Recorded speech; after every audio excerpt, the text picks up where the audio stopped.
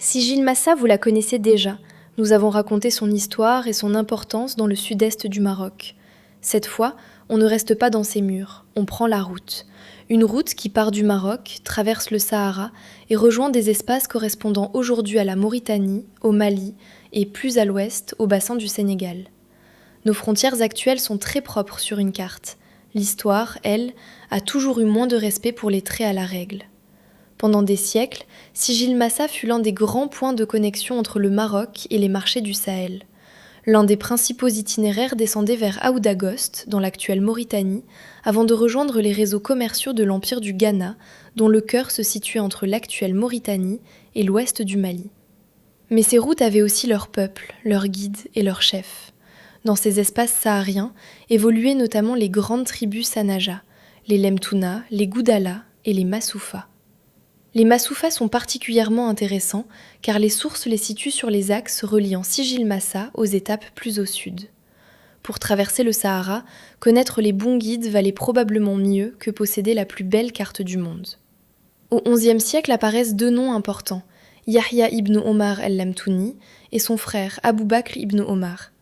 Avec le mouvement almoravide, ces routes prennent aussi une dimension politique. Les Almoravides contrôlent Sigil Massa au nord et s'imposent à Aoudagost au sud. Entre les deux s'étend donc un axe reliant directement le sud marocain aux grands espaces commerciaux du Sahel. Et ce qui circule sur ces routes vaut une fortune, l'or d'Afrique de l'Ouest. Les régions aurifères comme Bambouk, entre les espaces correspondant aujourd'hui au Mali et au Sénégal, alimentent pendant des siècles les circuits transsahariens. Plus tard, d'autres zones aurifères liées à l'Empire du Mali prennent elles aussi une importance majeure. Et lorsqu'une route transporte de l'or, elle manque rarement d'intérêt. Dans l'autre direction circulent des textiles, du cuivre, des chevaux et différents produits venus du Maroc. Le sel occupe lui aussi une place essentielle. Mais ces caravanes ne transportent pas seulement des marchandises. Avec elles voyagent des marchands, des juristes, des lettrés, des informations, des pratiques religieuses et des savoirs. Et de l'autre côté de ces routes se trouvent de véritables puissances africaines. Au XIe siècle, Tounka-Manine règne sur l'empire médiéval du Ghana, au cœur des grands circuits de l'or. Le Sahara n'était donc pas une rupture entre le Maroc et le Sahel. Il était l'espace par lequel le Maroc allait à sa rencontre. Marchands, population et marchandises circulaient d'une rive du désert à l'autre. Puis les siècles passent, l'empire du Ghana décline, le Mali s'impose. Puis le Songhai devient à son tour une grande puissance. Les royaumes changent, les capitales changent, les routes évoluent, mais les relations vers le nord continuent.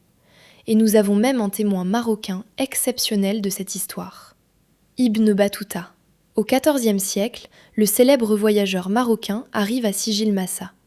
Il y prépare sa traversée du Sahara, achète ses chameaux et, en 1352, part avec une caravane vers le sud. Il atteint Tarazza, puis Walata, avant d'entrer dans l'Empire du Mali.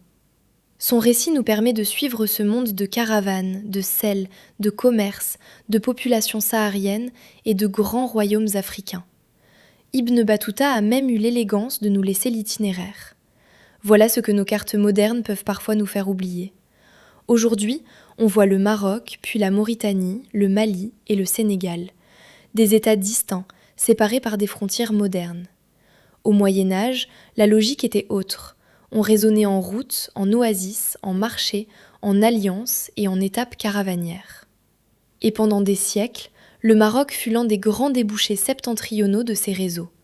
Alors lorsqu'on présente aujourd'hui le rapprochement du Maroc avec l'Afrique subsaharienne comme quelque chose de nouveau, une petite question s'impose. Nouveau. Depuis quand ? Ces liens ne commencent ni avec les avions, ni avec les sommets internationaux, ni avec la coopération sud-sud. Ils plongent leurs racines plusieurs siècles plus tôt. Et ils ne vont pas rester uniquement commerciaux. Dans les prochains épisodes, nous verrons ces relations devenir politiques, intellectuelles, religieuses et spirituelles. Parce qu'après les routes de l'or viennent les routes du savoir. Et après Sigil Massa viennent Gao, Djenné et bien sûr Tombouctou. Et là, l'histoire entre le Maroc et le Mali devient encore plus intéressante. Vous restez avec Maria ? Abonnez-vous.